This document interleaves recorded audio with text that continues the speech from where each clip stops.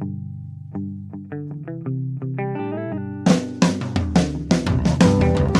only real God is the one that you believe in. Start looking for the God in others.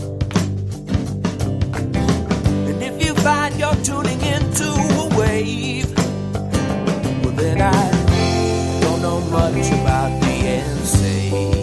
Hello, everybody. Hello, friends. Welcome into another episode of Spiritual Philosophy Chatter with the Joneses. I'm Danny Jones. And I am Samantha Jones. And here we are, episode 114. 114. What is our topic today? This is Mirror, Mirror on the Wall. Very cool. Yeah. This is going to be about vanity. Yep. Yep. Awesome.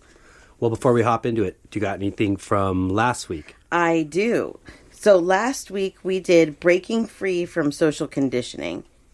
And I do polls on our discussion group every week. Yeah. And one of the ones that I did last week was asking what social norms our listeners have broken free from. And one of the ones when we went to record, the top one was religion. Well, after it sat there for a little while longer, spiritualism actually took over.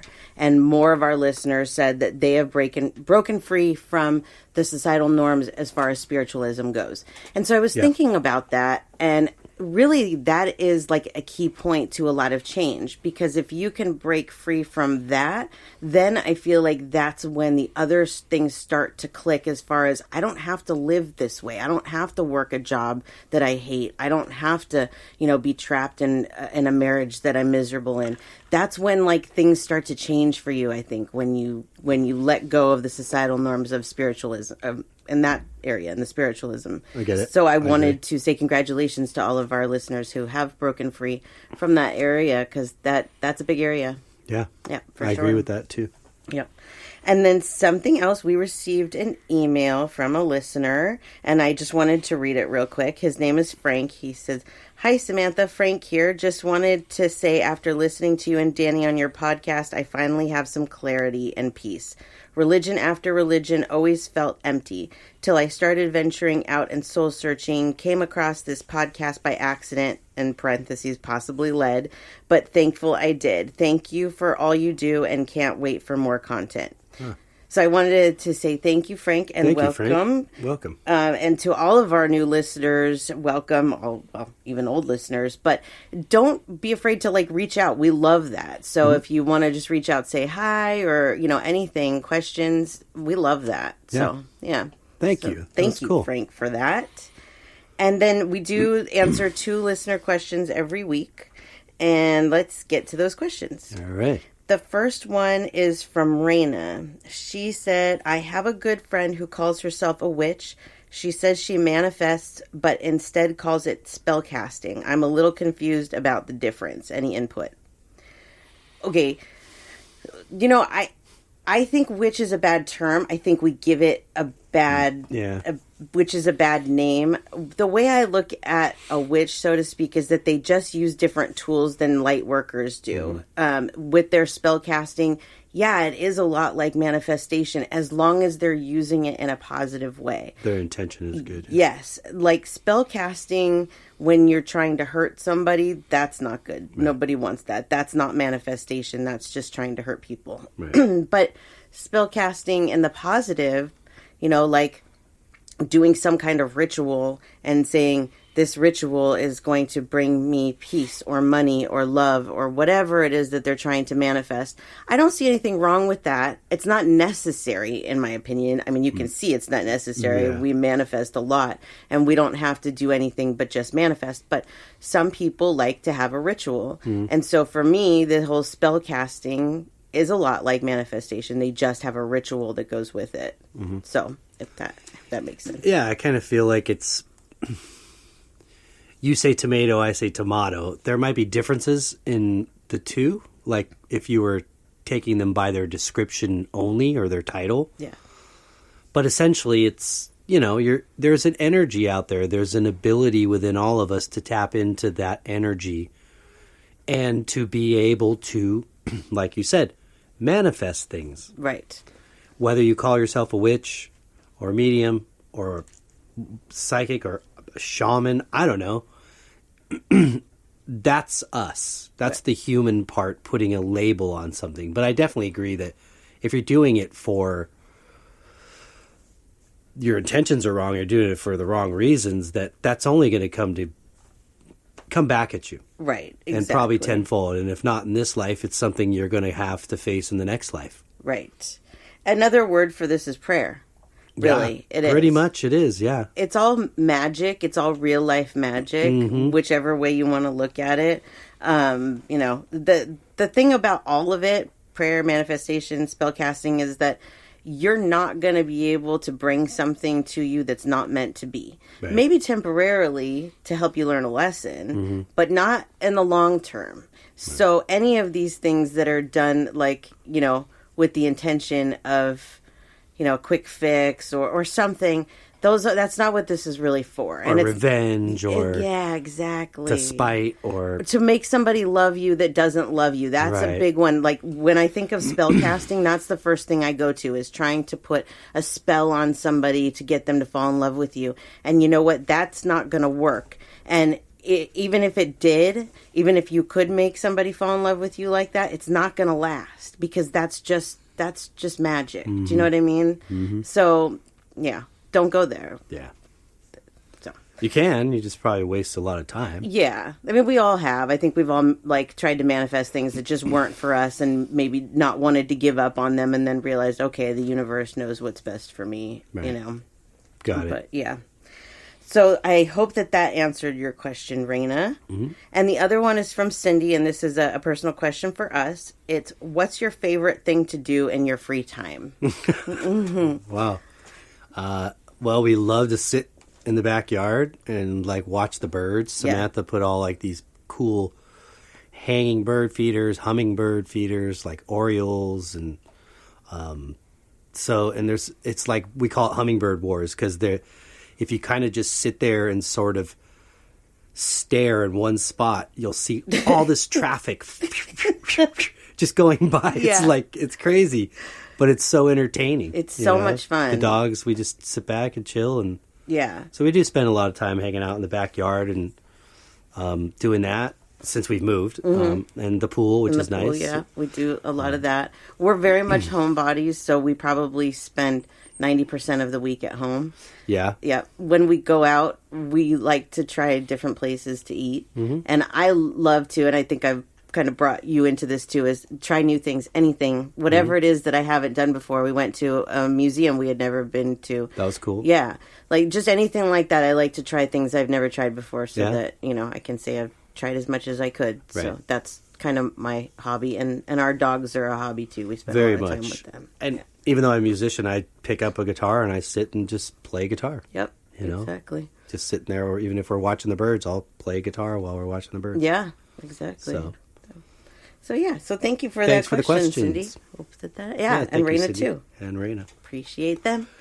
So very nice. That's all I have from last week. All right. Well, then, episode 114, Mirror, Mirror on the Wall. Mirror, mirror on the wall. So you had this idea, and I thought this is a great idea, because we're not just talking about I don't know. We're not talking about plastic surgery and all of these things. We're talking about in general, what makes our society make us need to do those kinds of things? What makes us think that we're not perfect humans the way that we are physically, and all of that. Well, there's been this perpetual search for the fountain of youth. True. Since the dawn of man, it seems like, Yeah. However, if you reference biblical stuff, it talks about how they lived hundreds of years. Now, is that an interpretation, or is that real? Yeah. And I would tend to believe that we probably lived longer. I don't know if it was hundreds of years. Yeah. But I would say, based on man's destruction of the world and pollution of it, it only makes sense that we would just be living shorter. Right. When you're eating everything from the earth and getting everything from the earth that you need, and there isn't pollution and fossil burning fuels going on, hundreds or thousands of years ago, yeah, I would believe that people would maybe live longer, but I could be wrong. There was other diseases that maybe there wasn't a cure for. Yeah. So it's really hard to say. It's hard to say, but I mean, the basic point is that we've been in search for this, mythical fountain of youth. Yeah. But our society has put a great level of importance on this, and kind of talking about from last week about breaking free from kind of social norms. Yes. Well, this is a social norm. Yes. That's being shoved down everybody's throat from a very from young the day age. Yep. that you walk into the world. Okay. Yep. And that's coming from nothing against our mothers, because the same thing happened to them. This has been going on for decades, if not centuries, that this need to be beautiful, young, and attractive. Well, there's nothing wrong with that. No, not at all. But beauty is within the eye of the beholder, right? That's the saying. Yes. So why is that the saying? Right. And where did that come from? Right. That's a good question. It actually holds a lot of, yeah, wisdom. It's very accurate, very true if you think about it. Because as souls, when we go to the other side, if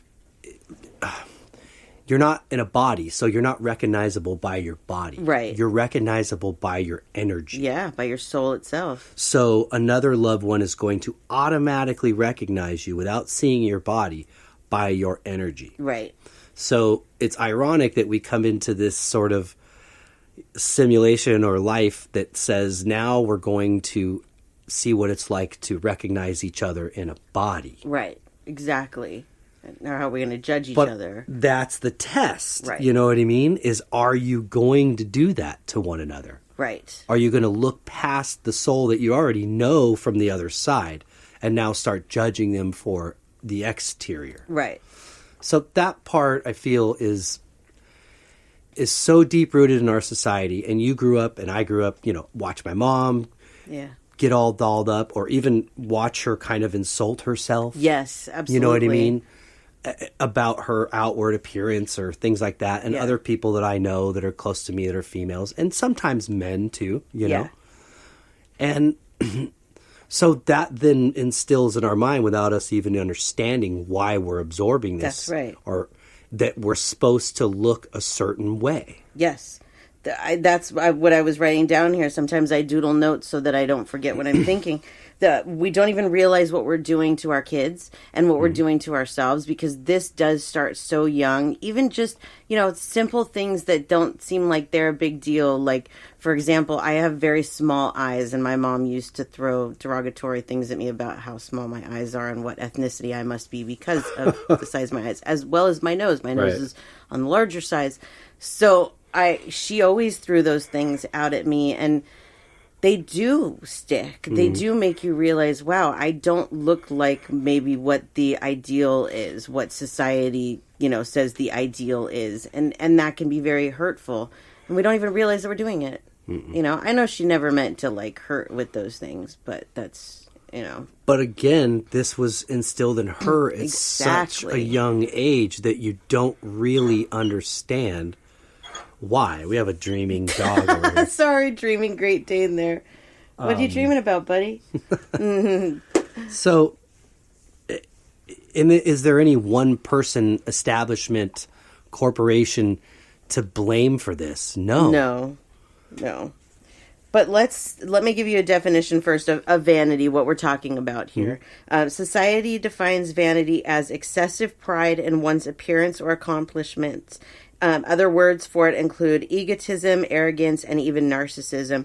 We're not really going to talk so much about accomplishments. We're just talking about appearance and, how society makes us feel about that and that kind of thing. Right. Being vain is viewed as a bad trait in today's society, but society is what makes people vain. So it's like a double-edged sword, right? It feeds off of each other. Exactly. It's not bad for someone to be proud of their looks or accomplishments. Vanity is more about how you hold yourself and how you let it affect your life. If there's the term modest, okay? If you're beautiful and people tell you you're beautiful all the time, there's a difference in, how are you going to handle that? Are you modest about it, or are you, snobby about it, I guess, is a part of the difference here. There's a difference between being confident and being arrogant, between being confident and being arrogant. Right. Being confident is critical to success in life. Being arrogant isn't really going to get you anywhere, Right. Well, I guess, if there's, and I've run across people like this in my life that I was sharing with you before, that people that are like full fitness buffs, that's great. I mean, if you look and you put the work into it, Yeah. and you see the results and everybody else sees the results and you feel good, you feel great, that's awesome. Yeah. You should be proud of that. However, I've met people that come along that are like that and then sort of insinuate or insist almost sometimes in a way that you should be doing this. Right. And then kind of body shaming you as a result. Right. Whether it's directly or indirectly. And hey, again, my hat's off to you that you do that. Right. But that's not my life. Exactly. And I should be able to be proud of myself regardless. Right. That's of right. What Joe and Bob and Sue and Linda are doing. Right.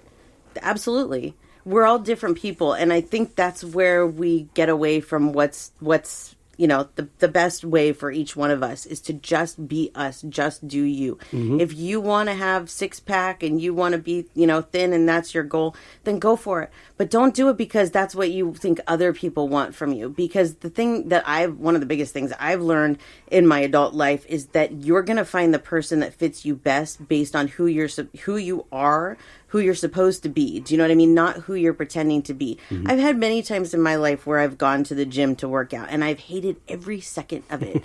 There's things that I really enjoy doing as far as exercise goes. But for whatever reason, society tells us we should go to a gym and do it inside the gym. Well, I can't dance at the gym. I can swim at some of them, but I really don't want to. And if I'm going to walk or run, I want to be outside. Right. Do you know what I mean? But for whatever reason, it's still, no, go to the gym, lift those weights. But I've come to the point in my life where I'm like, I will never have another gym membership again. I just won't.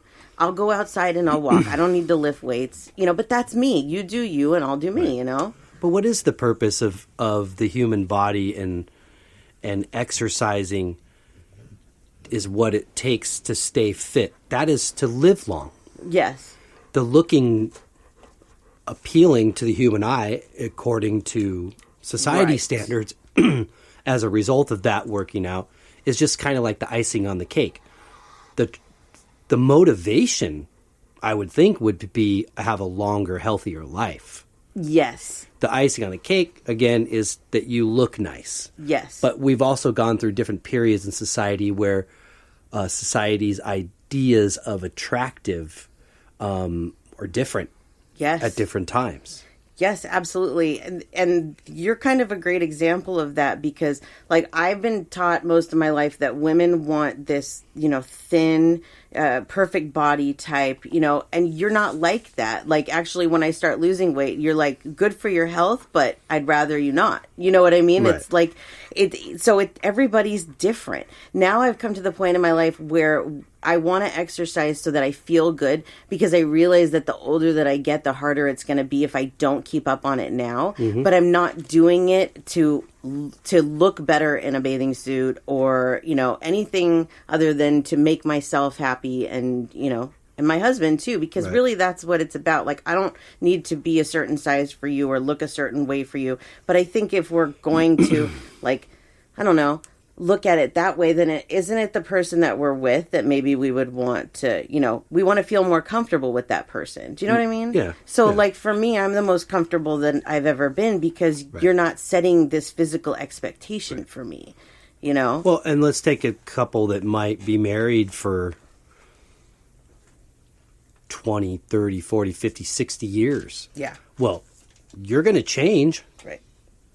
In that time. Absolutely. And so is your partner. Yep. So what do you do then? Right. I remember, there's that stigma kind of in high school that there's leagues, right? Oh, yeah. And you don't totally. go out of your league, or you can, but you're going to get shot down, In right? high school, isn't that just life? And yeah, that's Right? kind of the whole Yeah. game there. But Yeah. now, as we're older, and the introduction of social media, Yeah. and able to see some of the people that you thought, both male and female, that were sort of out of your league. Right. Not so much They anymore. look not too much different than myself. Right? Exactly. You know, so it's all going to happen. Now, do you then choose to do plastic surgery to start changing some of that, or hopefully slow it down, Right. reverse your process? Many do. Yeah. And some don't. That's, you know? personal preference, whatever. Yeah, you know. I don't look at it. I mean, I can get into that and say, yeah, there's definitely people in the world that are obsessed with it. Yeah. And maybe take it too far. We've watched that show Botched, which Yeah. is really cool because I appreciate those doctors in the sense that when they see somebody that's already pushing it too far, Yep. they don't try to just take them for their money. Yeah. You know, they're telling them, Maybe you should stop Yeah, exactly. before you really do something dangerous that you can't reverse, you know? Yep. Well, and that's a good example of vanity right there, because a lot of these women, especially when these doctors tell them to stop, they're like, I'm not stopping. I'm not. Well, what are you doing it for? Are you doing it for yourself because it makes you feel better? That's one thing.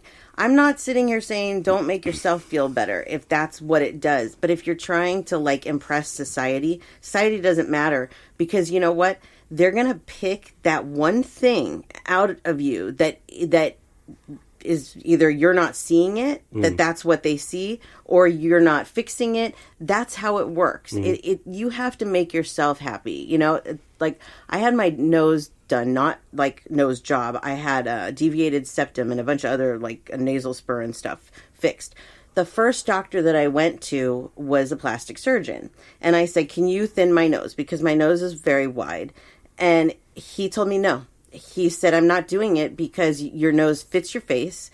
And if you do that, you're going to end up looking like Michael Jackson. It's going to be way too thin, and you already have breathing problems, so let's just fix your septum. Yeah. I was so thankful that he was honest with me, and the fact that he says your nose fits your face, because nobody had ever said that to me. Everybody always made me feel like it didn't. And you know what? It just does. It just is. It is what it is. Right. You know, it's my nose. It's who I am. I'm not going to, go and have it fixed. I think some of our issues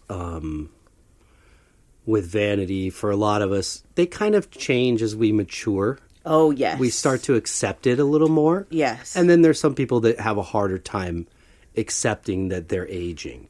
Especially maybe people that were naturally, if you want to say quote unquote gorgeous for most of their life, Right. and then they're aging, and that's hard. Right, exactly. And I understand that. Right. But for me, I had in high school more hair than I knew what to do with. Yeah. And then I started losing it, thinning at a really young age. And that was one thing in high school, thinking to myself, I could never imagine. Yeah. I could never imagine losing my hair. Yeah. And then you realize, well, it's happening. Yeah. And the more as I kind of just was like, well, just embrace it. Yeah. And so I would buzz it short and dye it different colors. And then eventually it's just like not even growing on top. So I just shave it, Yeah. Clean. And I was thinking, wow, I said that to you the other day, like, wow, if there was like a pill that could just grow it back that you knew was totally FDA approved and safe, and it would literally grow your head of hair back for you, I don't think I would. Yeah. And I said, I would hope you wouldn't. I'm so used to it. Right. Exactly. This is a good example, too, of another, way that you have your own thinking here. Like, society makes you feel bad that you have no hair, right? I love that. That's, right. I've always been attracted to bald men. Right. My ex-husband, he started losing his hair. It was thinning. I don't know if you'd even call it losing it. It was just thinning, and he was so obsessed with it and so worried about it. And I'm like, dude, just let it be.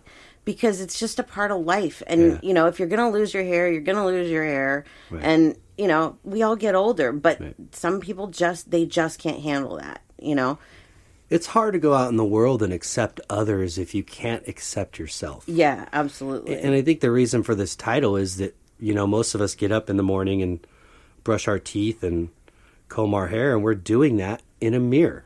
Right. And we're looking at ourselves. Right. And we're taking that in on a daily basis. Yep. And we don't see the change as much until we look in photo albums and, things in the past, because you're looking at yourself every day. Yeah. But the point is when you are doing those things, what do you see?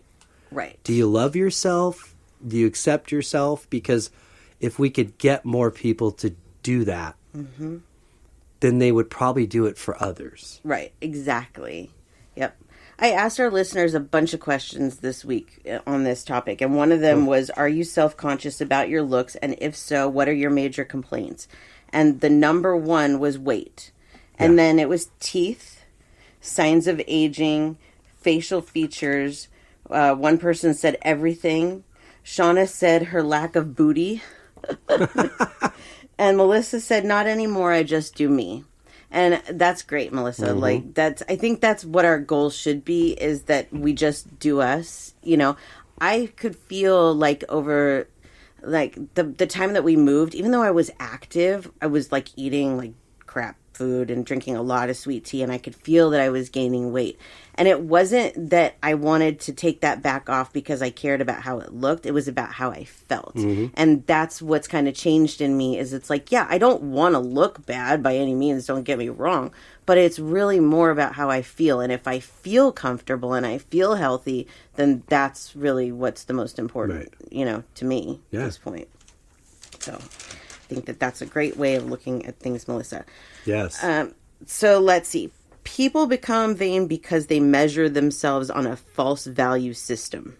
We're taught through media and society that there is something wrong with us if we don't weigh the right amount, have tan skin, nice hair, etc.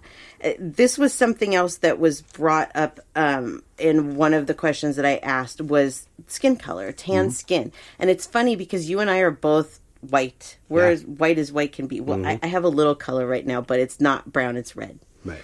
But that is what it is. But growing up, we were under the impression that the tan skin was, the best. That was better. That was what everybody wanted, was that glowing tan. And neither one of us could get it, but we tried. Yeah.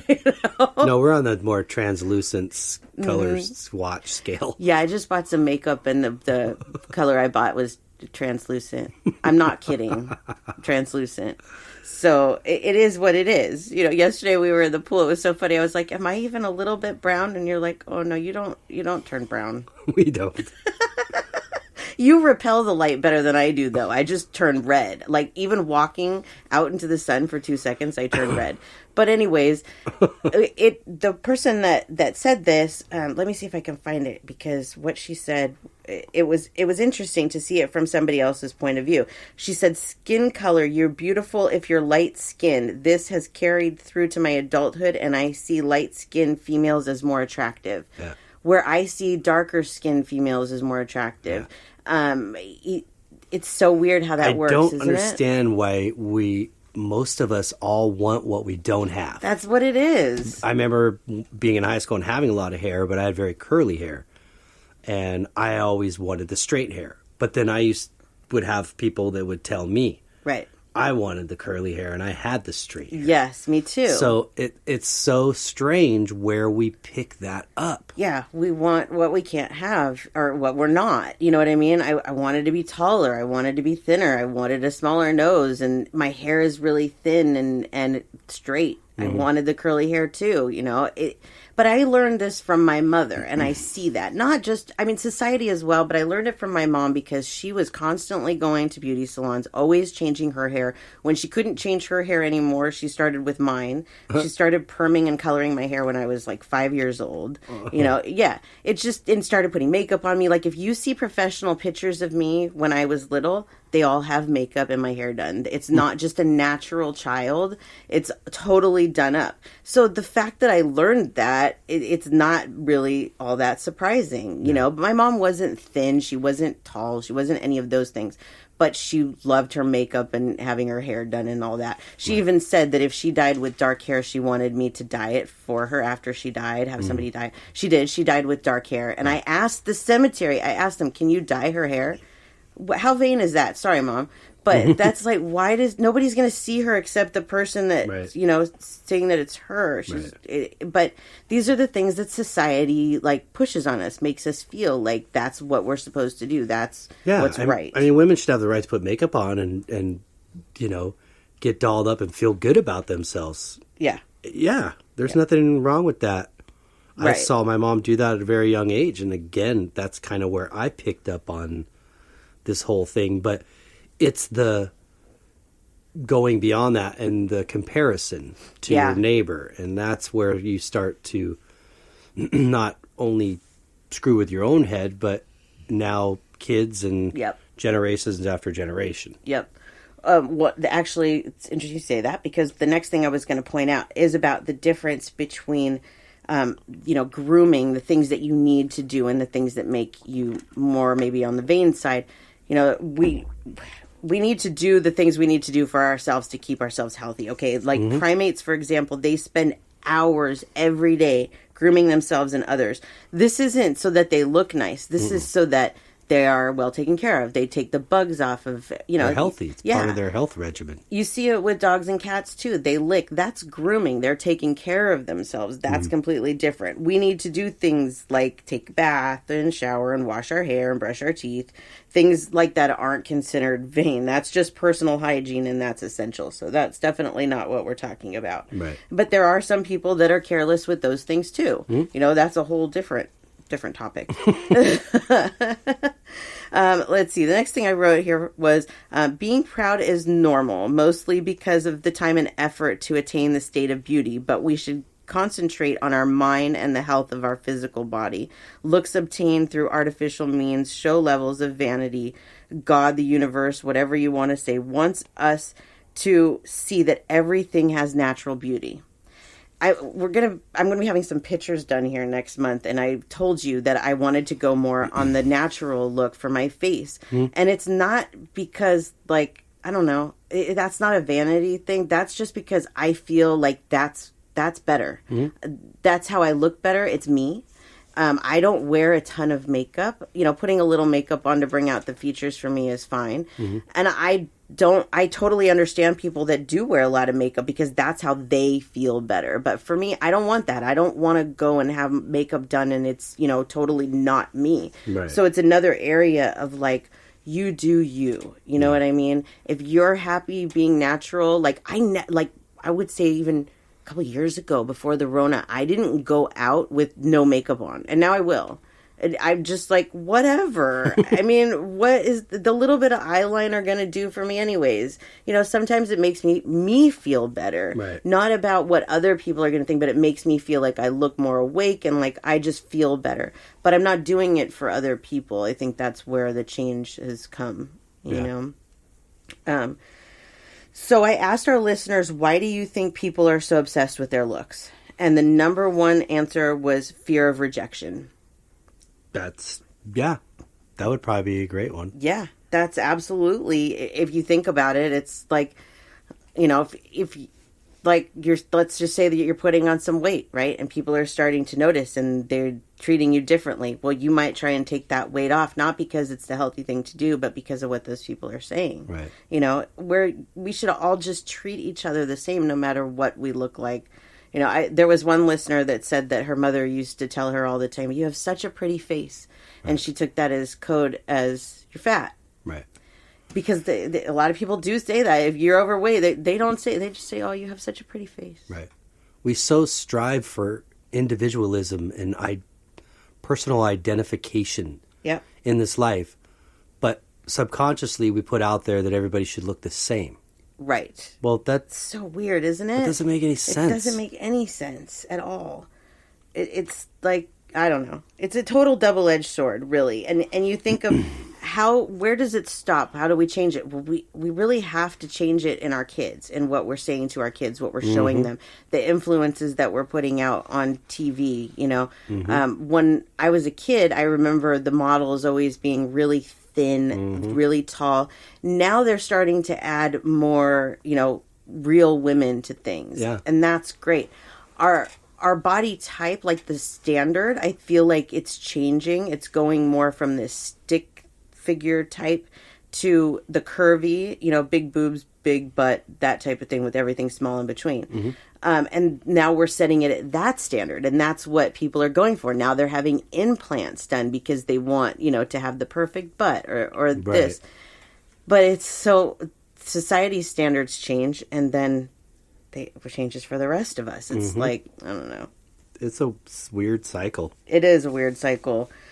Some of what the other things listeners said about why are people so obsessed with their looks is society's influence, TV and magazines, our own egos, our peers and parents. And I personally, this is an order of how they said it, but I would put peers and parents higher.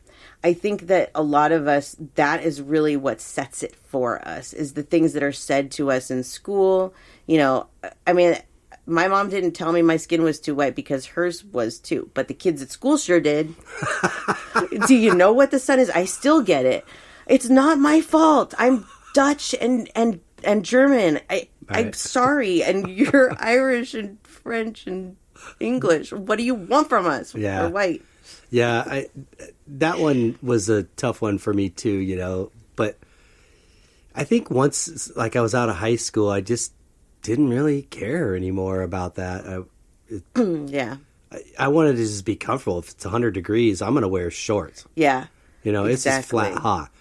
Now I'm looking at the people that I knew. Well, these were people that were probably older than me, in the 70s and the 80s that strived for that. Yeah. That dark skin and the prices that they're paying for that. Right. Absolutely. Because of the sun. I mean, the sun isn't just staying the same, people. Yeah. It's changing just like everybody else is changing. Yeah. I beat myself up a lot about my skin. I wish I could go back and wear sunscreen more because I did dog walking for so many years. Now my skin is starting to show the damage. I have a hard time with some of my wrinkles and stuff because my mother and my grandmother and my aunt all had this beautiful porcelain skin. My grandma had very few wrinkles. Even when she passed, I have more wrinkles. I joke, I have more wrinkles now than she did when she passed at 80 something years old, but we all are different and I don't look like them and I have more wrinkles and that's okay. Right. It's just something that I've had to come to accept and it's not easy, but it is who we are, Right. I find it really attractive. I think it just shows wisdom, it shows experience, it shows life.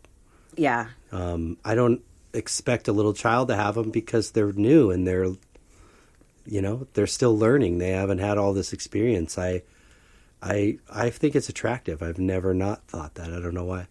That makes things easier for me. And I wish that there were a lot more men that felt that way. And really, thinking about it, maybe there are, but maybe they don't want to admit to that because, again, society tells us that, what's young and tight and that's what's attractive. And so you see these men that, they have all this money and whatever. And so they want the woman on their arm. Well, they don't want the middle-aged wrinkled woman, most of them. I can't speak for all of them. Right. But a lot of them want this, and so that's what makes us think as women that we're supposed to look like that. Right. Where if more women, if their husbands told them more, no, that's not it at all. It's so nice for me to not think about that, you're attracted to all these 20-year-olds. That's great because I'm never going to look like that. I never did. Right. I'm never going to look like that again. It's only going to get worse. So, but for you, it's only going to get better because you like that. Do you know what I mean? Right. So that's helpful. I wish that we could just look at it. A lot of that is stature too. I mean, when you look at some of these older men that have these wives that are sometimes 30, 40 years younger than them, that's stature. It really is. That, if you think for a second Melania was giving it up to Donald. Not anymore. No. Yeah. No. That stopped a long time ago. Yeah. That's, those types of lifestyles I don't get, it's empty. You know what I mean? But everybody has their own way of living, but. And to each his own. Know. Exactly. That's what I say, but I don't follow that because I'm not comparing my life to that. Exactly. And trying to keep that as the standard. Some do. Yeah, they do. And again, if you're happy with that, that's one thing. But if you're doing it for society's approval, that's a completely different. Because really the only approval that you need is your own. That you're happy. Right. Not based on what society wants, but what you want. Or implying that others should be to do the same, follow suit. No. Right, exactly. I used to get Botox for my migraines, and it worked really well. Now with the new injectable medications, I don't have to do that anymore. My insurance only pays for one or the other, so I can't get Botox and Aimovig. So I chose Aimovig, works better. But I have considered going and getting Botox again because I did like the way that my forehead looked from it. You know, you have no lines and wrinkles. But the more that I sit here and I think about it, like, first of all, I'm going to have to keep doing this. If I really like the way that it looks, I'm going to have to keep doing it. It has to be done every 3 months. I'm injecting myself with a toxin. I'm so sensitive to begin with. And this is just natural. This is just the way it goes. And I've totally talked myself out of it. Right. You know, if I did it for my migraines again, that would be different. But again, like, if you like the way it looks and that makes you happy, then there's nothing wrong with that at all. No. You know? Not at all. Nope. So I asked our listeners, have you ever been put down for your physical appearance? And I'd like to read some of these. Let's see. This one is from Patricia. She said, all the girls in my family have a lower belly, and I was a bit overweight, so I was called Orca. I wore play clothes all the time. We were military and had no extra money, so everything was plain, out-of-style hand-me-downs. Thanks to my dad, I got a bumpy nose, which I also broke as an adult. My hair was always long and straight, so it could be pulled back and tucked in for swimming, track, or my band hat. If it was a cut, my sister did it, and she was in cosmetology school. My feet were so big, and she just goes on about all of the things, and I'm so sorry that people made you feel bad for all of these things, because this is what gives you character. That's who you were. And for people to try and tell you, you know, that you should wear different clothes, or you should do, that's, what business is that of theirs? You know, you're you do you. Yeah, that's messed up, especially, you know, to be called those types of names. But this is our lesson, people. It's jacked up as it is. It's like we come down here in these bodies and go, okay, how are you going to treat each other? Yeah. When you can't see that it's really bliss and wonderful like you can from the other side. Yep. How are you going to treat each other? Yep. Exactly. And when those people do that, and it's karma. It is. It will. Yep. Somebody will have to pay that back, just like I will have to pay back things I've done. Right. You know, exactly. But when you start to reverse your mindset, you start to reverse the karma. That's right. Exactly. So our new listener, Frank, I feel for Frank here. We have the same issue going on. He says, facial features, my eyes being slightly slanted due to excessive eyelid skin, was teased and called Asian and other slurs. I love my features and understand this vessel is not what makes me me. Yeah, I got that one all the time too. I still do, but it's okay. I have freckles really everywhere, eyes, so I used to get teased about that, you know. They tease you about everything, especially when you're a kid, you Kids know? are just... But kids, they don't come out of the womb just instinctively acting that way. Yep. It's taught. It is very much absolutely And that taught. just shows you how deep-rooted it is in our judgment of each other. Right. Because we learn that. Yep, exactly. Susan said, my weight, the shape of my nose, and my Martian toes. I have Martian toes too, Susan. My second toe is longer than my first on both of my feet, and my pinky toe is the same size as the toe next to it. We call it the long toe effect. When I go to Costco and I wear flip-flops and my big toe hangs over, I get shocked. I love that gif where the person's touching the water, testing it with their toes. And the toe keeps getting longer and longer. Over the edge? Yeah, that's me. Yeah. And it's okay. I don't care. I have some really weird features, but you know what? It's what makes me me. We all do. Yeah, what difference does it make? Yeah. You know, I don't care. I never looked at my toe, my feet as a problem. Feet are just ugly to begin with, you know? Yeah. So, I don't know. I've always been made fun of them for them, but that is what it is. And let's see. Kathy, I had mentioned Kathy. She said, My mom, you have such a pretty face, but knowing it meant, but you are heavy. A coworker has commented on my hair, and some coworker comment on my clothes. Like, again, WTF, I think I dress pretty good. You do you. Yeah. If you like the way you dress, you do you. You know what I mean? Like, our family is really different. So we just kind of do us. And I think for some people, they're like, whoa, you know. Yeah. Marina doesn't a lot of times dress like the normal kid her age. She likes to go thrifting. And she does a really good job of making it look, you know, stylish. Cute, and yeah. And that's her, you know. Not because she can't go out and get the same things everybody else is wearing, but she prefers to be a little bit more of herself. And I give her credit for that, because I remember when I was her age and you just want to look like, oh, what are they wearing? Oh, they're wearing red jeans. I'm going to buy some red jeans. I have purposely never given her any preconceived notion or idea of what she's supposed to look like. Nope. Whether it's currently or down the road, that no body size that she's supposed to fit within. Yep. I've never done that. I don't think that's right. Nope. That you shouldn't.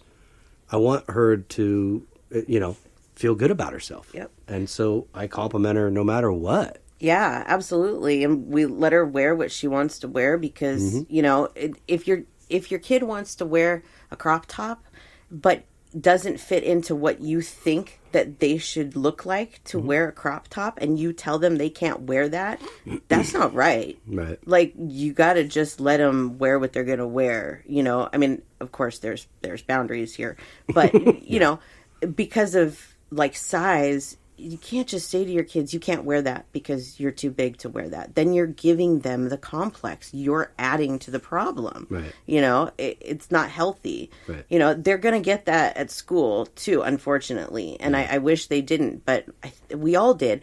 I was like, okay, so I'm 5 feet tall, and they say like my weight, I should be like 110. Okay. And high school, I was 118 at the very beginning, and I was called fat. And I was always large-chested, and I was a dancer, so my legs have always been thick. But I was made fun of, and I was called fat. And then somebody came to the school, and they did this like whole like workup for all of the students, where you would like weigh in, and they would tell you what your BMI is. And my BMI was in the lower part of normal. And I was like, well, then how come everybody's calling me fat? It doesn't make sense. I was honestly prepared for that to come back and say I was obese. Right. I'm not even in the obese category now. No. It's, you know, I've been there, but not at that time. I wasn't even close. So these kids my whole life made me feel like, you know, as a teenager, that I was fat when I wasn't. That's not good to do to our kids. Yeah. And, you know, but where did they learn it? Society, TV, you know, everywhere. It's subliminal even in a lot of places. Totally subliminal. Right. Which makes it even worse, but... Yeah. I don't know. I hope one day that we can get farther and farther away from this kind Me of stuff. too. You know? I asked our listeners, do you feel like you live up to society's standards as far as your appearance goes? And all but one said no. And I gave them a couple of different categories to pick from. Most, I think it was like 98% said that they don't, and they have no interest in conforming. I love that. Yeah. Because I was thinking the same thing. Well, yeah, if I was going to answer that question honestly, no, I don't either. I don't. But you know what? I don't give shit. Exactly. Exactly. Shauna said, I still struggle with this, but I'm realizing that I don't want to live up to society's standards. Life is too short to be miserable, trying to make others happy or trying to get society's approval. Mm-hmm. Patricia said, I struggle with society in general, so my doctor wanted me to do an experiment. He told me to get dressed like I was going to hang out at home, but he wanted me to go into town to the store or out to eat. The goal was to see if anyone judged me or even paid attention. Nope on both possibilities. Because it's a country town, people may assume that I just had gotten done with cleaning stalls, taking care of animals, or was on my way to the tack and feed. Right. I went through this for a long time. And you were probably the most comfortable you ever were going out.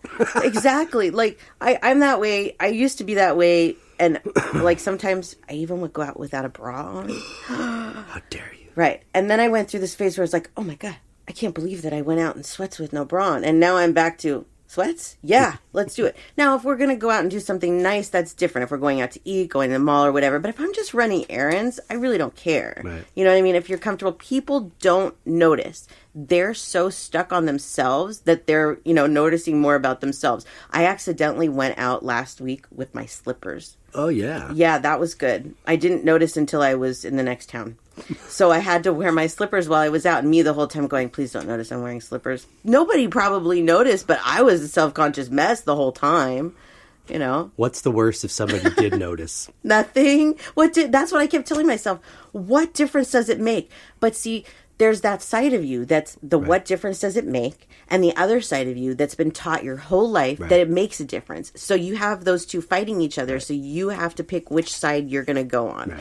So it's like a constant battle until you get to the point where you just really don't care anymore. Sometimes I'll play that scenario out in my head just to kind of show myself how ridiculous it would be. You know, like so what if somebody did notice? Right. Let's take it a little further.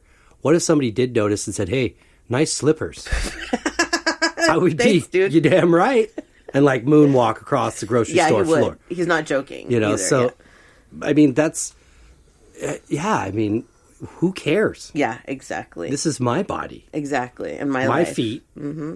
And I'm going to the store. Yeah. And who is it that's telling me that I can't wear slippers to the store? Society. Right. That's who. Whatever. Yeah, exactly. Whatever. Who cares?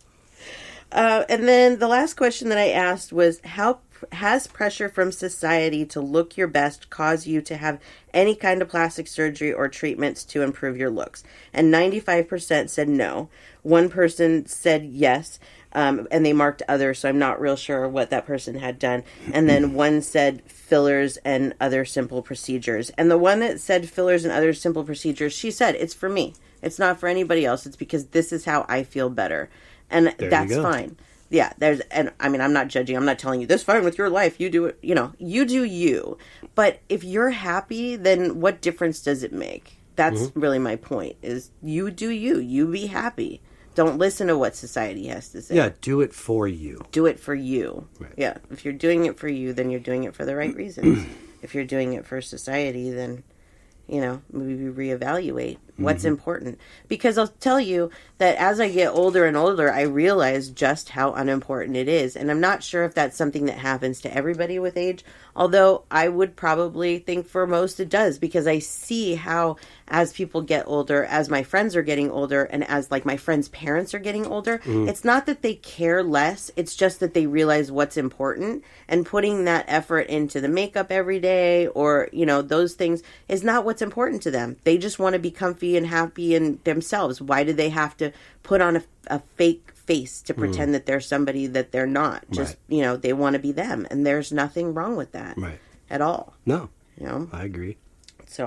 So there's my episode for you. Yay. I hope that everybody liked it. I think Good job. there's a lot that we could learn from each other and a lot that we could change in society in this topic if we would just, I used to scroll through Facebook, and I'm not going to lie, and I've said this before, you scroll through Facebook and you see somebody's picture come up and you're like, ooh, what happened? What's happening there?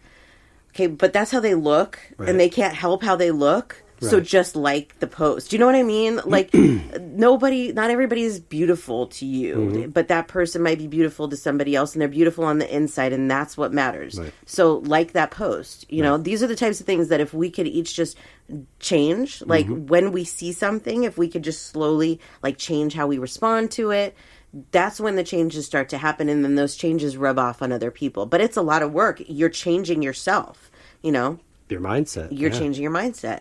That's not easy, but it can be done, and it does help. Right. But it's another great example about how the world could change if we changed our mindset. Yep.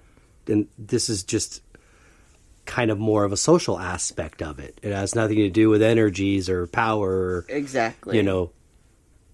Paranormal or whatever it is. This is just simply our mindset. Yes. But our minds are so powerful. They can change so many things. Yep. But it has to start with each individual, but it also has to be collective. Yes. and you know what? Nobody is immune to this either. Like, we think sometimes that those perfect people that we consider, perfect, that they fit societal norms, a lot of those people on the inside don't feel that way. They're still struggling with their identity. They're still struggling to, be the person that they want to be because they're trying to satisfy society. Right. So those people aren't necessarily happy either. Like I mentioned earlier, like, the middle-aged guy with the 20-year-old girl on his side. Well, that may look like he's happy, but he's probably not, because that 20-year-old girl is probably not as into him as he is into her. Do you know what I mean? So everybody is struggling with their own things. And if we could just accept that and accept that everybody has, is their own person, absolutely, we can make some change in this world. I agree. Yep. So, cool. Well, thanks, there you babe. go. You know what? I have one quote here I wanted to read. It's, just because you don't fit into society's standards doesn't mean you're not beautiful. That's wonderful. Yep. I don't know who that was. It said unknown, but I wrote it down. So that's great. Yeah. Cool. So yay. Well, before we say goodbye to our friends, would you like to share your page? Yes. My website is SamanthaJonesPsychicMedium.com. You can find everything you would like to know about me there. If you'd like to message us at the show, spiritualjoneses@gmail.com. I realized this from Frank, the new listener, that I don't think he knew that we had a group. And so we have a page on Facebook. It's Spiritual Philosophy Chatter with the Joneses. It's at Spiritual Joneses is where you can find it. Yep. If you go there, you'll be able to find the link. I post it every week to our discussion group. It's usually on the post when I announce what the next episode's going to be. Join our discussion group. That's where we put these episodes together. We ask all these questions. We get to know our listeners. It's a fun place. It's a safe place to share. So, Well, we'd love to hear your input. yes, absolutely. Good and point. then you, sir. Yes, for my art, djonesartcollection.com for the web, at Dean Jones Art Collection for Instagram and Facebook. And for my music, at gypsybrown.com for the web, at Gypsy Brown Music for Instagram, and at Gypsy Brown Band for Facebook. Hey. So trying to get more settled here in the house to do some more art. I haven't done anything in a little while, but Yeah, it's time. we're getting settled, and Yeah. room by room, that's the next room is to the get next one. going on. I'm excited. Yes, I am too. Your little studio, Brown Sound. I call it 1.5. You call it 0.5, but it's Yeah. 1.5. It's pretty good. It's cool. Yeah. This is finally done, and Yeah. we can move on, and we've already been actually tracking some music in here too, so Yep. we're moving along. Now it's the arts the next. Yay. Yay. Well, we hope everybody got something out of this today. That we do. I did, and it's kind of one of those things that I think we should talk about. Oh, yeah. And Exactly. I'm glad to see that more society is paying attention to this. Me too. Yeah. Well, we hope everybody has a great week. That we do. And until next week.